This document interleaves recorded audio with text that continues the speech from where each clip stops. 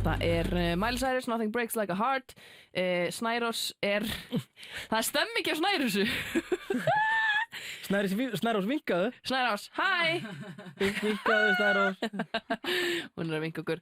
Hún að reyna að klippa eitthvað myndband fyrir samfélagsmiðlana. Það hægara sagt en gert. Já, við ætlum að reyna að gera það. Jú, skella öllu, eða svona flestu. Við ætlum ekki að yfirflæða á Facebook, en svona reyna að skella sem flestu og öllu sem skemmtilegt og áhugavert. Við ætlum að skella því inn á Facebooki okkar, Rúf0 og Ungrúf. Tjekkja á því. Við erum komið ansi góðan gest í settið. Já, heldur betur. Saga Nazari, velkomin til okkar. Hvað? Ég var aðeins með hann. Já, sorry. Saga Nazari. Æfingiskapameistaran. Nákvæmlega. Já, við tekjum sem hrós og fólk leggur svona mikið á sig, sko. Nú ég stígi bara út úr viðtalinu. Já, þú hafði búinn. Nei, Saga, þú ert fyrrum fíkil. Það ég. Geturðu kannski bara sagt okkur svolítið þína sögu? Þetta er svo... Þetta víð spurning.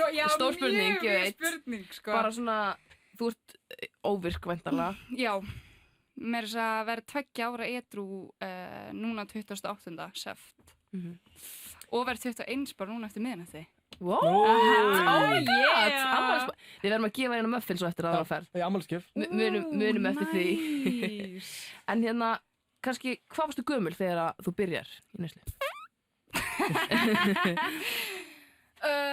Já, sko, þetta er allt í svo miklu móki hjá manni, en ég held að ég hafi byrjað að fikta, kannski 12-13, en það er ekkert sem stökk fyrir en ég byrjaði að drekka áfengi 14-15. Það var áfengi sem eiginlega bara svona hell tók mig og leiddi mig út í dýpra neyslu, sko. Það var svona mín byrjun. Og var það, gerist þetta hratt, gerist þetta allt í einu? Hvernig gerist þetta? Já. Vá, sko. Er það bara eitthvað partí og eitthvað býður eitthvað eða þú veist? Ég náttúrulega, ég lít á alkoholisma bara sem sjúkdóm, alveg eins og þunglindi, geðhvarfsýki, kvíðaröskun eða hvað sem sko. Þannig að, bara svona taka fram að kannski það skiptir ekki endilega máli hvernig maður byrjar. En hjá mér þá, það var sumarið áður en við byrjuðum í framhaldsskóla og ég drakk hana í fyrsta skipti og svo, bauði vinkonum mínum yfir. Og einhvern veginn út í að þetta var sumar, þá var það svona allt í lagi að drekka daglega og eitthvað svona sumari fyrir framhaldsskólann, það bara everybody go crazy, skilur við, Og það var ótrúlega auðvelt að komast í landa, það var miklu ódýrara, þannig, jú, ég myndi segja að það þróast freka mikið hratt hjá mér. Ég var bara húgt strax, ég dýrkaði tilfinninguna að vera bara hauslaus. Mér finnst bara geðveikt að þurfa ekki að hafa alltaf mikla stjórn á mér og geta bara gert alls konar sem myndi annars ekki þora að gera edrú og já, bara drakk mjög hart þetta sumar. Viltu að ég haldi áfram bara? Endilega. Ok, let's go! Já, ok, ég sem sagt tek þetta sumar þar sem ég drekk nánast daglega, drekk svona 5 daga í röð, pása 2 daga, svona virkidagar og helgarnar svona snúa öfugt, sko. Og maður var aldrei þunnur og svo þegar ég byrjaði framhaldsskóla, þá kannski hægaði ég á mér en ég drakk mig, hauslausa ef það var bjórkvöld eða helgar og svo byrjaði ég að reykja weed daglega, því það var líka bara viðurkennt og því maður var ekkert að brjóta eins mikið af sér. Skilur, maður gæti bara reykt og verið í friði bara fyrir fram tölvuna að spila Battlefield eða eitthvað svona, skilur og maður var ekkert að gera neitt af sér, þannig auðvitað, upplifði maður það að þetta var rosa saklaust og ég gerði mikið grein fyrir þá að það sem ég var háð var að komast í hugbreytt ástand, eins og margir fíklar eða alkoholistar sem koma til mín og eitthvað svona veit ekki ef þau eiga vandamál að stríða, þau spyrja mér bara eitthvað spurningar og segja kannski þau eiga vandamál með eitt efni en ekki annað. Ég bendi þeim alltaf á að það sem maður er háður bara eitthvað hugbreytt ástand. Það skiptir einhver máli hvað efnið þú veist, jú, kannski harðari efni sama sem lífshættulegra, en þetta bara það að fá að komast í eitthvað ástand. Og þú veist, og eftir eitthvað tíma þá fer áfengi að hætta að virka, eftir eitthvað tíma maður hættir að vera friðin ef maður reykja svona mikið og þú veist, þá þarf maður eitthvað meira og meira og meira til þess að geta komist aftur í þetta ástand sem ég fann fyrir til að byrja með, þú veist. Og ég held að það eitthvað sem allavega ég og mjög margir alkoholista sem eða fíklar, bara eiginlega same thing fyrir mér, sko, sem annað eiga sameiginlegt það að maður alltaf svona að sækjast í fyrsta partíið sitt aftur. Ég alltaf að reyna að komast aftur í þetta fyrsta partí sem ég var í, eða fyrsta skipti sem ég var friðin, eða fyrsta skipti sem ég fekk mér í nefið eða eitthvað. Þú veist, ég að komast í þetta euphoric ástand sem ég upplifði í fyrsta sinn, þú veist, og ég náði því, þú veist, þeirri upplifun aldrei tilbaka. Og og þú veist, ég var í öðru viðtali hjá DFF og ég, þú veist, sagði líka þar að ég get ekkert verið með eitthvað 2014 þá var ég þarna, 2015 þá var ég þarna og þetta allt í ykkur svona, já, móki bara. Hvernig, þú veist, var ekkert mál að redda, þú veist, fyrst grasinu og svo, þú veist, einhver öðru? Nei, það var bara minnstu máli heimi, sko. Þú veist, maður þurft bara að þekki eitthvað sem var að, þú veist, drekka landa eða einhvern annan sem var að reykja weed og þá varstu bara búin að plugga númer hjá okkur dílar. Þetta Telegram-dót var ekki komið þegar ég var, en það var samt alveg komið á Facebook og þú veist, það ekkert mál að redda símanúmer hjá einhverjum og bara hey, what's up, þú veist. Það ekkert mál, sko. Ef við spólum aðeins tilbaka áður en þetta allt saman byrjar, hvernig úlingu varstu? Ég fíla þessa spurningu og því mér finnst þið mitt og auðvitað mikilvægt að ræða það líka, mér finnst margir tala hversu lífshættulegt ástandi verður eftir maður búin að nota ógeðslega mikið. En mér finnst margir alkoholistar meira svo að sjá einkenni í sér áður en maður byrjar, þú veist, eins og að upplifa sig eins og bara geimvera og bara svona passa ekki inn í hópin og bara enginn skilur mig og ég var bara svona að bíða eftir geimskipinu mínu að koma að sækja mig og fara með mig heim, þú veist, og ég var svona með ótrúlega, fyrir mér þá fittaði ekki inn einstæðar, en ég fittaði inn allstar að fatta hvað ég var við. Ég mótaði mig við hvað hóp ég var með, þú veist, ég bara svona setti þessa grími fyrir þennan hóp og þessa grími fyrir þennan og svo framvegis. Þannig ég var með rosalega margar grímur sem unglingur. Þú veist, ég var ekkert ég sjálf og þú veist, ég var mjög þunglind, þó sem ég var ekkert greind með þunglindið eða neitt, en ef ég bara svona lítið tilbaka þá, já, ég var alveg frekar depressed, sko. Og þú veist, hjá mér og hjá mörgum veit ég, þú veist, ég byrjaði alveg stund að sjálfskaða líka, þú veist, áður en ég fór í neyslu og ég held að, þú veist, ég hætti mitt að stunda sjálfskaða þegar ég byrjaði að neyslu, því það náttúrulega var bara, það sjálfskaði af þessu leyti, þannig það tók eiginlega bara við, þú veist, þannig ég var ekkert eitthvað hamingjusamur úlingur, sko. Hvað hefði verið hægt eins og þess að grípa inn í þarna? Nú ég að tala bara kerfið, fullorðið fólk, þú veist, allir í kringum ungmenni. Hvernig hefði til þess verið hægt að, þú veist, fræðslur, gastu leita eitthvað? Varðandi fíkniefni eða Nei, bara þú veist, í þessu ástandi sem þú ert að lýsa fyrir okkur núna. Já, ég meina, þú veist, það rétt hjá mér að það komið sálfræðingar inn á öllum framhaldsskólum, eða? Ég held að mögulega allavega einhver staðar í það fyrsta. Ekki grunnskólum, samt. Ég held að sé að vera að vinna í.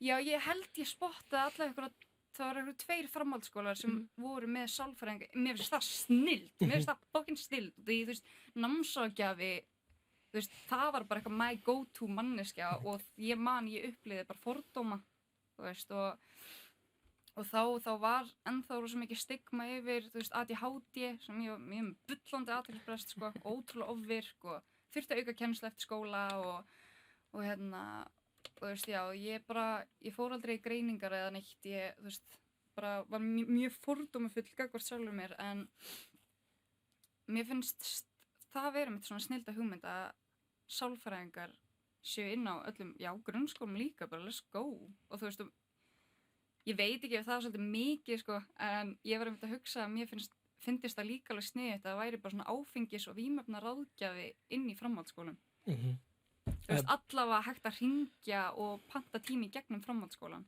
Það er bara mjög góð hugmynd. Mér finnst það geggja, sko, og því jafnvel sálfræðingar eru ekkert endilega sérhæfðir í alkoholisma, skilurðu. Þú veist, þannig að ég man einhvern tíma því ég var byrjuð í framhaldsskóla og ég var farin að missa tökin aftur, eitthvað svona eftir ég var búin að reyna að vera edrú á hnefanum og náði eitthvað mánuð, en ég var bara að springa inn í mér og ég datt í það og ég fór til námsráðgjafans og ég vissi ekkert hvert ég átti að leita og var bara eitthvað ótrúlega vonlaus.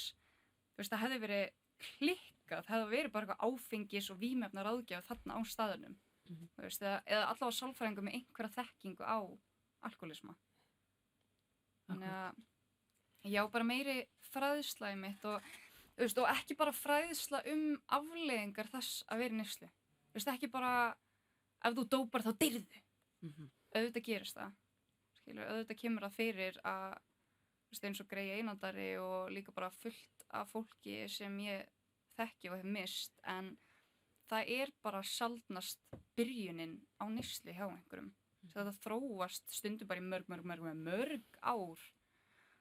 Þannig að, þú veist, fyrir mann að heyra afleiðingarnar bara svona í smetta á sér, það bara, já, væntanlega hugsa allir bara, já, en ekki ég. Þetta er ekki verið að drepa mig, ég er ekki verið að deyja ef ég fæ mér eitthvað smá, þú veist.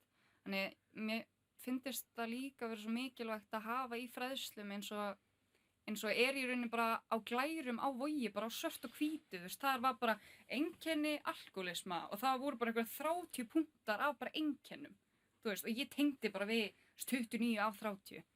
Og mér finnst bara geðveikt líka að geta komið með einkenni alkoholisma, alveg eins og það er kennt krökkum ekki bara eitthvað afleiðingar þunglindis, já, þú getur farið með sálsögandi upp á geðdeild. Þú veist, það er ekki endalega fræðslan sem allavega þunglindi sjúklingurinn þarf á að halda, frekar að fá vita, þú veist, já, þú sefur, þú veist, mjög mikið, erfitt að komast út úr húsi, þú veist, að fá að vita einkenni manns til þess að geta átta sig á hvað maður mögulega glíma við. Og hvenær er það sem að þú áttar þig á þessu, að þú ert að glíma við eitthvað vandamál? Sko, ég áttaði mig snemma á því að ég væri dópisti, en ég áttaði mig ekki á því að ég væri með sjúkdóm sem heitir alkoholismi fyrir en ég lærði það inn á Vogi. Þú veist, ég var komin í meðferð. Þú veist, ég gerði mig grein fyrir að ég væri dópisti þokkalega snemma og þegar fólk var að fara að kalla mann dópista og ég þú veist, fannst mjög aðlaðandi svona eitthvað krimmalíf, eða þú veist, að maður á að kalla það þannig, og fannst mjög aðlaðandi að vera ábyrgðarlaus og vera í kringum eldri krökkum og fara selja fíknefni og þykjast græði eitthvað á því en græddi ekki neitt, þú veist, og ég þurfti bara fjármagna neysluna einhvern veginn. En já, þannig ég gerði mig frekar snemma grein fyrir að ég væri dópisti og alki og bara elskaði að djamma, en ég hélt samt innst inni að það væri bara auðmýkarskapur, veist, að ég væri bara, veist, kærulaus gagnvart lífinu og ég gæti aldrei orðið manneskjana sem geti útskrifast á menntaskóla, háskóla og eignast einbýlishús og bíl og flottan mann og eitthvað svona, veist, ég sá þetta líf aldrei fyrir mér, aldrei. En ég læriði ekki það að ég væri alkoholisti fyrir en ég var inn á Vogi. Og hvað, er það þú sjálf sem að ákveður að fara í meðferð eða er eitthvað sem ítir þér út í það? Það var ég sjálf og ég er mjög þakklátt fyrir það. Ég fara á inni, sko. Vera aðeins meira kósí. Koma sér vel fyrir.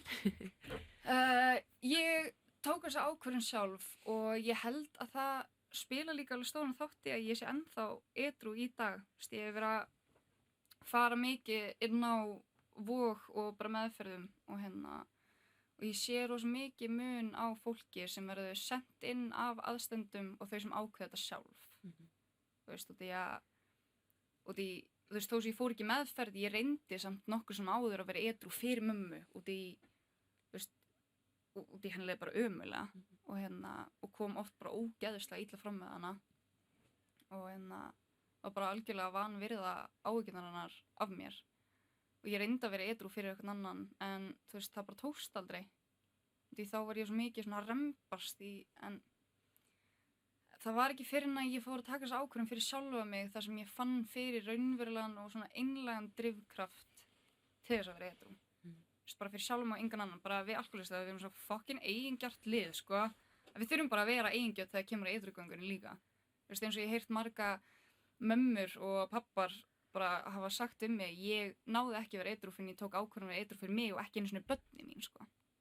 Þetta þarf að koma frá manni sjálfum finnst mér. Og hvað það sem að gera það verkum það kemur frá þér? Frá mér bara. Já, hvað svona sem að klikkar þá smellur allt í henni inni? Örvænting. Ótrúlega mikil yfirgnæfandi ótti að bara tapa lífið mitt. Eða geðheilsu, ég held ég var hræddari að tapa vitinu mínu heldur en lífinu, sko. Ég var eiginlega búin að sætta mig við það, ég myndi bara svona segja blessu hana heim tvítug, sko. Helst ekki, ég var ekki alveg til að lifa lengur en tvítugt.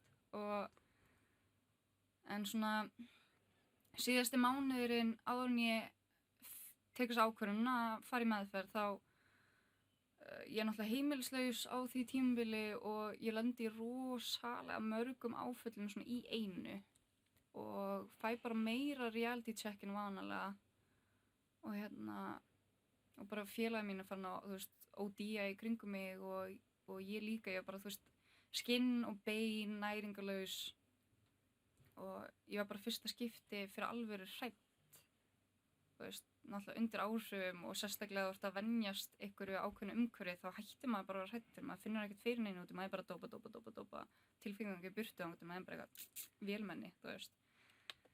En ég þurfti bara að vera mikið hrædd. Hvað nú er ég bara að pæla, hvað tekur það langan tíma að snúa blaðinu við eftir að maður byrjar í meðferð? Interesting. Hvað tekur það langan tíma að snúa blaðinu við? Þegar ég er búin í meðferð? Já. Mér finnst þetta geggjur spurning, sko, út af því að maður er ekkert eitthvað læknaður eftir meðferð. Bara engan veginn, þú veist, hugafari mitt ennþá brengla, sjálfsmyndin í rústi, þú veist, ég er bara eiginlega varla komin í lágmarksjafnvægi. Þú veist, maður er eiginlega bara komin meðferð, láta renna af sér, fá hvíld, fá mat og jú, eftir meðferð klálega gerir meira en svo kemur maður út og mér leið bara eins og nýfætt barn, ég bara vissi ekki neitt. Þú veist, það var einhverju 3 dagar í röð þar sem ég reyndi að labba í skeifuna í Hagkaup og maður langaði að kaupa með ís og 3 dagar í röð, þú veist, halva leiðina þangað, þá var ég búin að taka uppi og snúa tilbaka og ég var bara svo hrædd. Ég var bara skíthrædd bara við bara umferðina og þú veist, bara fólk og mér raunverulega leið eins og lítið barn, sko. Þannig að það tók mig, þú veist, það er talað að fyrstu 3 mánuðirnir eru erfiðastir, bara því það er kannski mest að gerast þá innra með manni og maður upplifir svona öfgasjúka tilfinningar, öfgareiði, öfgakvíði, líka öfgagleði.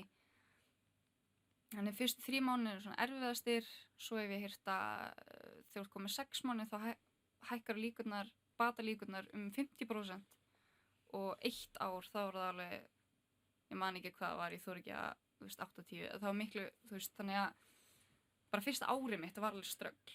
Og því þú ert líka að upplifa í rauninni fyrsta árið, fyrsta skipti, edrú yfir sumarið, endalausta hátíðum og tónleikar og alltaf frétta og verslunarmannahelgi og dadadadada. Og svo ertu líka fyrst skipti að upplifa veturinn þar sem allt er ógeðslega dimmt og þunglindislegt og allir eru ógeðslega niðurdrekknir á því og jólastressið og áramótin, þú veist, það maður er að upplifa allt fyrsta árið í fyrsta skipti. Sko, vá, það sem ég langar svo að vita er, þú veist, áður tekur svo ákvörðun að fara í meðferð. Hver er staðin gagnvart fjölskyldunni og svona ættingjum?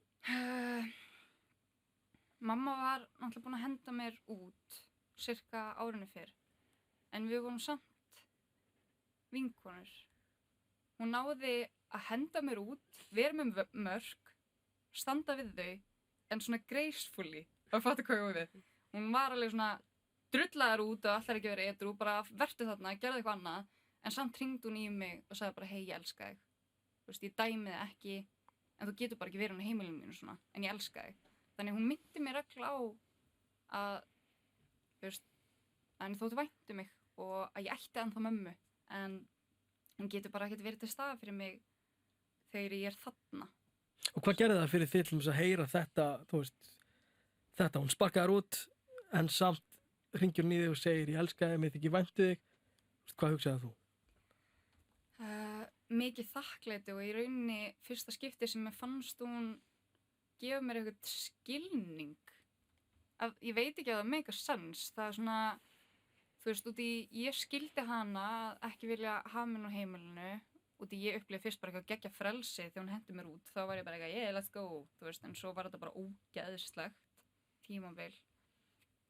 En, þú veist, út í hún var ekki að dæma mig, hún var ekki lengur að rakka mig niður eða, út í hún alltaf vissi sjálf ekkert að alkoholismi væri sjúkdómur. Hún vissi heldur ekkert betur, hún ekki alkoholisti sjálf og hefur ekki eitthvað fræðslu alkoholismi, en þetta var svona, hún var farin að sætta sig við að hún gat ekki stjórna mér